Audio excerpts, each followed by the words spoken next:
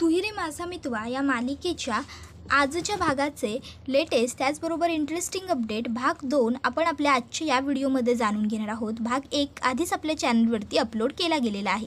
तर आता आपण इथे असं पाहतो की अर्णव हा ईश्वरीला म्हणत असतो, मी सिंदोर, माझ्या हातात दुसरा काहीच पर्याय नाही आहे तुला वाचवण्याकरता। मी तुझी बदनामी झालेली नाही पाहू शकत। खरंच त्यासाठी मला हाच मार्ग निवडावा लागेल। पोलिसांनी जर तुला या हॉटेलमध्ये ह्या अवस्थेत पाहिलं ना तर खरंच तुझी खूप बदनामी होईल। पर्यायाने तुझ्या घरच्यांची सुद्धा बदनामी होईल आणि जर पोलिसांनी तुला माझ्याबरोबर पाहिलं तर अजून मी नाही बघू शकत हे सगळं आणि त्यामुळे मला हे करावंच लागेल। माझ्या हातात खरोखर दुसरा कुठला पर्याय नाही आहे।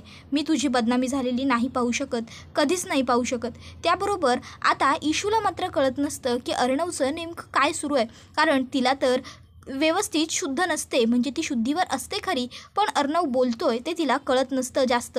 अर्णव म्हणत असतो, मी सिंदोर, आय एम सॉरी, मला तुझ्या गळ्यामध्ये हे मंगळसूत्र घालावंच लागेल। त्याबरोबर आता इशू ही अर्णवकडे बघतच राहते तर अर्णव हा ईश्वरीला म्हणतो आय एम सॉरी। त्यानंतर तो इशूच्या जवळ मंगळसूत्र घालण्यासाठी जातो तर इशू ही त्याला म्हणत असते, सर अहो काय करताय तुम्ही हे, नाही थांबा सर। त्यावर अर्णव म्हणतो, सॉरी, काहीच ऑप्शन नाही आहे दुसरा आपल्याकडे, मला हे करावंच लागेल। त्यानंतर इशूसुद्धा गप्पपणे उभी राहते तर अर्णव हा लगेचच तिच्या गळ्यामध्ये मंगळसूत्र घालून घेतो। आता अर्णवने गळ्यात मंगळसूत्र घातल्याच्या नंतर इशूला खूप मोठा आश्चर्याचा धक्का बसलेला असतो की म्हणजे हे सगळं कसं झालं आणि काय झालं। अर्णव ईश्वरीकडे बघत असतो, इशू मंगळसूत्र हातामध्ये पकडते आणि अर्णवकडे बघतच असते। इतक्यात बाहेरून जे पोलीस दरवाजाला धक्का देत असतात, फायनली दरवाजा तुटतो, पोलीस आतमध्ये येतात। त्याबरोबर लगेचच अर्णव ईश्वरीचा हात पकडतो आणि तिच्या शेजारी उभा राहतो। पोलीस आतमध्ये येतात आणि लगेचच म्हणायला लागतात, काय रे तुम्हा दोघांचं इथे काय सुरू आहे? हवालदार, अटक करा लवकर यांना, ताब्यात घ्या। कळत नाही का तुम्हाला हॉटेलवरती रेड पडली आहे, मघापासून ओरडत होतो ना आम्ही।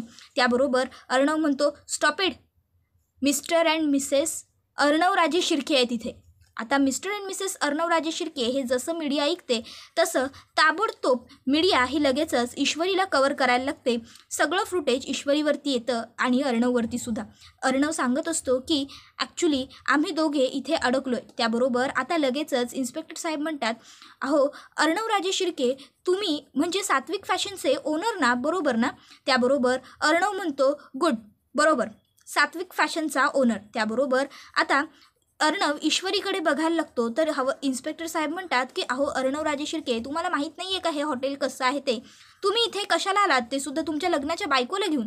अर्णव सांगत असतो, ॲक्च्युली आमची गाडी बंद पडली आणि म्हणून आम्हाला इथे यावं लागलं, मला माहीत नव्हतं की हे हॉटेल असं आहे। त्याबरोबर आता लगेचच इन्स्पेक्टर साहेब विचारतात, गाडी बंद पडली, कोणती गाडी आहे तुमची? अर्णव म्हणतो, मेन रोडला ग्रे कलरची गाडी आहे माझी। त्याबरोबर आता हवालदार गाडी चेक करायला येतो तर त्या ठिकाणी आता राजेशसुद्धा पोहोचलेला असतो। आता राजेश बघतो तर काय, अरे हॉटेलवरती रेड पडली आहे, त्यात त्याला दिसते की तिथे अर्णवची गाडी उभी। तो विचार करतो, अरे हॉटेलवरती रेड पडली आहे आणि अर्णव आतमध्ये काय करतोय? बापरे, आता ह्यानेच मला अडकवण्यासाठी हे सगळं केलं आहे की काय? माझी इंदोरी जिलेबीसुद्धा आता आतमध्येच आहे, पण आता इथे जर मी आतमध्ये गेलो तर स्वतःसुद्धा अडकेन आणि नाही, आतमध्ये जाण्याचा शहाणपणा नाही। राकेशजी ताबडतोब घरी सटका असा विचार करत तो तिथे 2 मिनिटे लपतो आणि विचार करतो की नाही, आतमध्ये जायलाच नको, मी सुद्धा अडकेन, आणि मग तो आता तिकडनं निघून जातो। राकेश हा विचारसुद्धा करत नाही की ईश्वरी जर त्या लोकांच्या तावडीत सापडली असेल तर पोलीस तिचं काय करतील, तो थेट तिकडनं पळ काढतो। त्याबरोबर आता इथे अर्णव हा पोलिसांना म्हणतो, खरंच आमची गाडी बंद पडली होती म्हणून आम्हाला ह्या ठिकाणी थांबावं लागलं होतं आणि मला खरोखर माहीतच नव्हतं की हे हॉटेल असं आहे ते। त्याबरोबर लगेच इन्स्पेक्टर साहेब म्हणतात की हो मिस्टर राजे शिर्के, पण इतक्यात हवालदार तिकडे येतो आणि म्हणतो की सर, साहेब बरोबर बोलत आहेत, त्यांची गाडी खरोखर रोडवरती उभी आहे। त्याबरोबर लगेचच आता इन्स्पेक्टर त्यांना म्हणतात की तुम्ही ताबडतोब निघा इकडनं, हे हॉटेल चांगलं नाही आहे। त्याबरोबर लगेचच आता मीडिया जे असतं ते अर्णवला प्रश्न विचारायला लागतं, अर्णव सर, अहो तुम्ही लग्न केलेलं आहे, ही खरोखर खूप मोठी गुड न्यूज आणि ब्रेकिंग न्यूजसुद्धा आहे। तुम्ही प्रेमविवाह केला आहे का? तुमच्या पत्नी यांचं नाव काय? मिसेस ईश्वरी अर्णव राजेश शिर्के, तुम्ही म्हणालात तुमचं लग्न तुम्ही अजून जाहीर केलेलं नाही आहे का? तुम्ही गुप्त पद्धतीने लग्न केलेलं आहे का? आता मीडिया हे एवढे सगळे प्रश्न विचारायला लागते. अर्णव एकाही प्रश्नाचं उत्तर देत नसतो. त्याबरोबर मीडिया म्हणत असते, सर तुम्ही असे गप्प राहू नका प्लीज, आमच्या प्रश्नांची उत्तरं द्या. त्याबरोबर इन्स्पेक्टर साहेब म्हणतात, ही काय चाललंय मॅडम तुमचं? हे बघा, तुम्ही जरा शांत बसा. ही वेळ आहे का प्रश्न उत्तर विचारण्याची? तुम्ही जरा शांत राहा.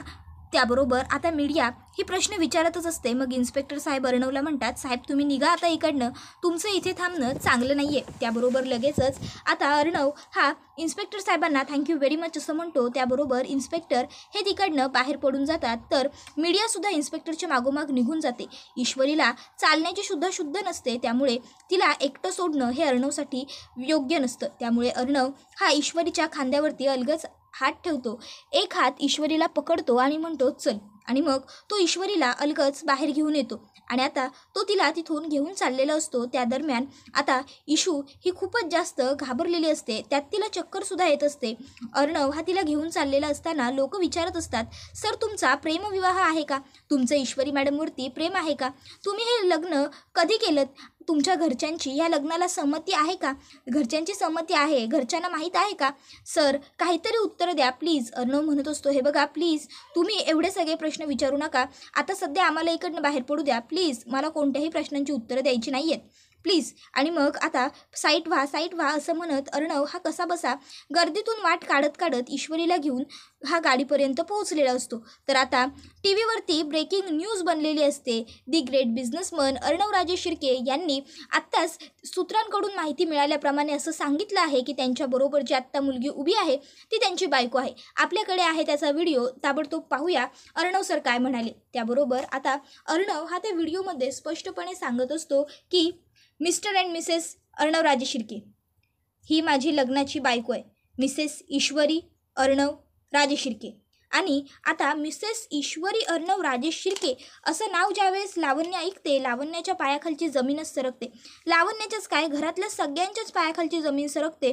कोणालाच कळत नसतं की हे सगळं आपण नेमकं काय बघतोय. सगळ्यांनाच प्रश्न पडलेला असतो की हे सगळं काय आहे, म्हणजे अर्णवने हे सगळं काय केलं आहे. तर आता लावण्या टी व्हीवरती रिमोट फेकून मारते आणि त्याबरोबर टी व्ही ही आता बंद होऊन जाते. तर लगेचच आता ती म्हणत असते, हे काय आहे सगळं? आपण आता टी व्हीवरती काय बघितलं? आता लावण्याच्या डोळ्यांवरती तिला विश्वासच होत नसतो की हे सगळं खरं आहे. ARने खरोखर लग्न केलं ते मिडल क्लासशी? आता असा प्रश्न तिला पडलेला असतो. ती म्हणायला लागते, काय होतं हे सगळं? म्हणजे खरोखर ARने या मिडल क्लास बरोबर कशासाठी? का? मी इथे लग्नासाठी थांबली आहे ना, लग्न होतं आमचं, आज हळद होती आणि ARने हे सगळं काय करून घेतलंय? आता लावण्या ही रडायला लागलेली असते. तिला कळत नसतं. ती आरडाओरडा करते आणि म्हणत असते की मला जर हे असं होईल असं माहीत असतं ना तर मी आधीच विष खाऊन घेतलं असतं. पण ARने माझी अशी फसवणूक का केली? कशासाठी तो माझ्याशी एवढं वाईट वागला? का तो माझ्याशी एवढं खोटं बोलला? काय गरज होती त्याला हे सगळं करण्याची? त्यावर अंजली म्हणत असते, लावण्या हे बघ तू जरा शांत हो, तुला पाणी देऊ का? तू पाणी पी, म्हणजे तुला जरा बरं वाटेल. हां. त्याबरोबर लावण्य म्हणत असते, ताई विष द्या मला, आता विष द्या, म्हणजे मला हे सगळं बघावं तरी लागणार नाही, माझा हा त्रास तरी संपून जाईल. त्याबरोबर आता तिला अंजली म्हणत असते, लावण्य अगं असं नको बोलूस, जरा शांत हो. लावण्य म्हणत असते, कशी शांत होऊ? बघताय ना तुम्ही डोळ्यांसमोर हे काय करून घेतलंय ते ARने. अहो कशी शांत होऊ, कशी रिलॅक्स राहू, सांगा ना तुम्हीच. बघा कसं फसवलं मला ARने. का वागला माझ्याशी हा असं? काय कमी होतं माझ्यामध्ये? बोल ना आकाश, तू बोल. त्याबरोबर आकाश म्हणत असतो, लावण्या हे बघ तू उगाच चिडचिड करू नकोस, मी दादाला कॉल करतो, दादा काय खरं काय खोटं सगळं सांगेल, तू जरा शांत हो. त्याबरोबर ती म्हणत असते, अरे अजून काय विचारायचं राहिलंय? बघतोयस ना टी व्हीवरती समोर, मग तरीही अजून तुला त्याला विचारायचंच आहे का काही? काय वेगळं सांगणार आहे तो? त्याबरोबर आता लगेचच वल्लरी मामी म्हणायला लागते, लावण्या हे बघ तू जरा शांत हो. हे बघा काय दिसतंय ते समोर, काय करून घेतलंय आपल्या अर्णवने. लावण्या तू शांत हो, पहिले तू शांत हो, उगाच तू स्वतःला त्रास करून घेऊ नकोस. लावण्य म्हणते, कसा त्रास करून घेऊ नको मामी, मला नाही सहन होतं हे सगळं, नाही सहन होत आहे असं म्हणत आता ती सरळ उठते आणि सर्व वस्तुकांची तोडफोड करायला लागते. काही नको आहे मला, काही नको आहे, हे सगळं नको आहे मला, नाही पाहिजे असं म्हणत ती आता सगळं जे डेकोरेशन असतं ते सगळं डेकोरेशन उद्ध्वस्त करायला लागते, सगळ्याची खराबी नासधस करून टाकायला लागते. सगळेच जण तिला म्हणत असतात, अगं लावण्य थांब. पण लावण्या कोणाचंच ऐकण्याच्या काहीच मनस्थितीत नसते, कारण खरोखर तिला खूप मोठा धक्का बसलेला असतो. अर्थात कोणत्याही होणाऱ्या नवऱ्याने जर असं केलं तर कोणतीही मुलगी हे असं रिॲक्ट होणं साहजिकच आहे. आणि तसंच काहीसं आता लावण्याच्या बाबतीत सुद्धा घडतंय.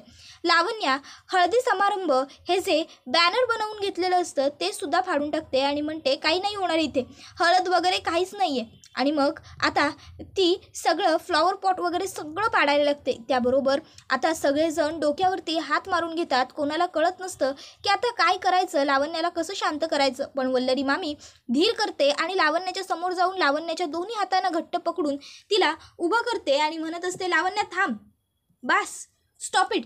काय चाललंय तुझं? का असं वेड्यासारखं वागतेस? शांत हो लावण्या, शांत हो. त्याबरोबर लावण्या म्हणत असते, मामी आहो पण हे सगळं. त्याबरोबर मामी म्हणत असते, मला कळतंय पण शांत हो. तर दुसरीकडे आपण पाहतो की मीडिया ही अर्णवला प्रश्न विचारत असते, सर प्लीज काहीतरी बोला ना. ईश्वरी मॅडम काहीच का बोलत नाही आहेत? त्या एवढ्या शांत का आहेत? तुमचं लग्न म्हणजे प्रेमविवाह आहे का? तुमचं लग्न जर झालं आहे तर तुम्ही ही गोष्ट मीडियापर्यंत पोहोचू का दिली नाही? तुम्ही लग्न गपचूप का केलं? सर आमच्या प्रश्नांची उत्तर द्या प्लीज. त्याबरोबर अर्णव म्हणत असतो की हे बघा, मी सध्या कोणत्याही प्रश्नांची उत्तरं द्यायला तुम्हाला तयार नाही आहे, प्लीज मला जाऊ द्या, सोडा माझी वाट, जाऊ द्या मला. आणि मग असं म्हणत म्हणत अर्णव हा निघत असतो तिकडनं बाहेर. मग तिथे पोलीससुद्धा येतात आणि पोलीससुद्धा आता गर्दीतून बाहेर पडण्याकरता अर्णवची मदत करायला लागतात. पोलीस अर्णवला गर्दीतून कसं बसं बाहेर काढतात. त्याबरोबर अर्णव हा पटकन गाडीमध्ये ईश्वरीला बसवतो, स्वतः बसतो आणि लगेचच गाडी स्टार्ट करतो. आता ते तिकडनं निघून गेल्यावर मीडिया न्यूज बनवते, दी ग्रेट बिझनेसमन अर्णवराजे शिर्के म्हणजेच ASR आत्ताच एका 3rd क्लास हॉटेलमधून त्यांच्या विवाहित पत्नीबरोबर म्हणजेच मिसेस ईश्वरी अर्णवराजे शिर्के यांच्याबरोबर बाहेर पडलेले आहेत. आता काय करत होते ते या हॉटेलमध्ये जाणून घेऊया पुढे. जॉईन रहा आमच्या चॅनेलबरोबर. आता ह्या अशा बातम्या बघून तर आणखीनच घरात सगळ्यांना राग येत असतो. तर मामी म्हणत असते, बघितलं सगळ्यांनी, बघितलं ना, मी म्हटलं होतं या मुलीमुळे एक दिवस नक्की आपल्या तोंडाला काळं फासलं जाणार. बघा आता मीडिया हे असले प्रश्न आपल्याला विचारणार, त्यावेळेस आपण काय उत्तरं द्यायची? आहेत का आपल्याकडे या मीडियाच्या प्रश्नांची उत्तरं? आणि मीडिया म्हणजे भांबावून सोडते. आता तरी बघा आपला अर्णव किती वाहवत चाललाय त्या मुलीच्या मागे. तो दिसतोय ना आई, की अजूनही तुम्हाला असंच वाटतंय की मी चुकीचं बोलतेय किंवा मी काहीतरी खोटं बोलतेय म्हणून? त्याबरोबर आता मात्र लगेचच अंजली म्हणायला लागते, मामी अगं तू तरी शांत हो. तर इकडे आता लावण्या ही तर खाली बसून ढसाढसा रडायला लागते. तर अंजली म्हणत असते, मामी अगं तू तरी जरा शांत घे. त्यावर आता मामी मात्र अंजलीवरती सुद्धा चिडते. अंजली म्हणत असते, अगं हे जे काही आम्ही समोर बघतोय त्यामुळे आम्हाला सुद्धा धक्का. त्यावर मामी म्हणते, धक्का बसलाय ना, सगळ्यांनाच धक्का बसलाय अंजली. हा जे काही अर्णव वागून ठेवलंय ना, सगळ्यांनाच धक्का बसलाय. अगं पण हे सगळं कशासाठी? काय गरज होती त्याला हे सगळं करण्याची? आता कळतंय का तुला काय होणार आहे ते? मीडिया नको नको तेवढे प्रश्न विचारणार आहे आपल्याला. मीडियाला तर काय प्रश्न विचारायला संधीच हवी असते. आणि अर्णवला हे सगळं मुळात करण्याची गरज काय होती? अहो आई बघताय ना, त्या मुलीमुळे आपला अर्णव कसा वागायला लागलाय, ते काहीही वागायला लागलाय, काहीही करायला लागलाय. त्याबरोबर आजी म्हणत असते, वल्लरी जरा शांत हो. हे बघ चिंटूला घरी येऊ देत, त्याच्यानंतर काय नेमकं घडलंय तिथे तो ते आपल्याला तू सांगेलच. आपल्याला काहीही माहीत नाही आहे. उगाचच्या उगाच काहीही गोष्टी माहीत नसताना हा असा आरडाओरडा करणं, कांगावा करणं चुकीचं आहे. तू जरा थांब, अर्णवला घरी येऊ दे. त्याबरोबर आता लगेचच मामी म्हणायला लागते, म्हणजे आता मीडियाने हे जे काही दाखवलं त्याच्यावरती तुमचा विश्वास नाहीच आहे का? अजूनही तुम्हाला अर्णवबरोबर बोलायचं आहे, अजूनही तुम्हाला त्याला सर्व विचारायचं आहे. तर आता मीडिया ही पुन्हा बातमी ईश्वरीच्या घरीसुद्धा आता लावलेली जाते आणि आता टी व्हीवरती बातमी सांगितली जात असते की दी ग्रेट बिझनेसमन अर्णवराजे शिर्के यांनी आत्ताच आपल्या सूत्रांना माहिती पुरवलेली आहे की त्यांनी लग्न केलेलं आहे आणि त्यांची पत्नी म्हणजेच आता असं म्हटल्याबरोबर ईश्वरी आणि अर्णवचा तो फोटो येतो. हे सगळं बघून घरात सगळ्यांना खूप मोठा धक्का बसतो. पण बाबांना मात्र ह्या गोष्टीचं जरा समाधान मिळालेलं असतं. बाबा हे बघत असतात तर अर्णव हा टी व्हीवरती सांगत असतो की ही माझी बायको मिसेस ईश्वरी अर्णवराजे शिर्के, माझी लग्नाची बायको. त्याबरोबर आता लगेचच जयहत्या म्हणत असते, काय हे सगळं काय केलं या मुलीने? ह्या मुलीने आपल्याला कुठेही तोंड दाखवायला जागा शिल्लक ठेवलेली नाही आहे. बघतेस ना तू काय बघते ती ही मुलगी सुप्रिया? अगं अशी कशी वागू शकते ही? आणि हा अर्णवराजे शिर्के हा तर आपल्या नशिबात कुठून आलाय ना काय माहिती, जातच नाही आहे काही केलं आपल्या नशिबातून आणि आयुष्यातून सुद्धा. आपल्या इशूबरोबर याने लग्न केलं. देवा देवा देवा, कसं शक्य आहे हे? बापरे. आणि राकेशजी कुठे आहेत? की या अर्णवराजे शिर्केने त्यांचं सुद्धा काही बरं वाईट केलं? मला तर काहीच कळत नाही आहे सुप्रिया. अगं काय झालं हे सगळं? मला तर खूप टेन्शन यायला लागले. त्याबरोबर सुप्रिया म्हणायला लागते, जयूताई अहो मला सुद्धा काही कळत नाही हो, माझं डोकंसुद्धा सुन्न झालं आहे. इथे नमुताईला सुद्धा काही कल्पना दिलेली नसते इशूने, त्यामुळे ती सुद्धा विचार करत असते की हे सगळं कसं शक्य आहे, म्हणजे हे सगळं नेमकं झालं कसं. तर दुसरीकडे आई म्हणत असते, जयूताई तुम्ही एक काम करा, तुम्ही अगोदर राकेशजींना फोन करून बघा, ते कुठे आहेत ते बघा. त्याबरोबर लगेचच आता पुढे आई म्हणत असते, जर मला माहीत असतं ना की असं काहीतरी घडेल तर मी खरोखर इशूला पाठवलंच नसतं राकेशजींबरोबर. तुम्ही फोन करून बघा ना राकेशजींना, ते कुठे आहेत. त्याबरोबर लगेचच जयूहत्या म्हणत असते की हो मी पहिला त्यांनाच कॉल करते. आणि मग जयूहत्या लगेचच राकेशजींना फोन करायला लागते. तर दुसरीकडे आता नमू ही मनातल्या मनात विचार करत असते की अर्णव सर ज्यावेळेस सांगतायत की ही माझी बायको आहे त्यावेळेस इशू काहीच रिॲक्ट करत नाही आहे. जर हे सगळं खोटं असतं किंवा हे सगळं अर्णव सरांनी त्यांच्या मर्जीने जबरदस्तीने केलं असतं तर इशू म्हणाली असती की नाही हे सगळं खोटं आहे म्हणून. इशूने ऐकलं नसतं, पण इशू काही बोलत नाही आहे याचा अर्थ खरंच इशूने आणि अर्णव सरांनी लग्न केलं असं म्हणत आता नमुताईच्या चेहऱ्यावरती एक छोटंसं स्माईल आलेलं असतं.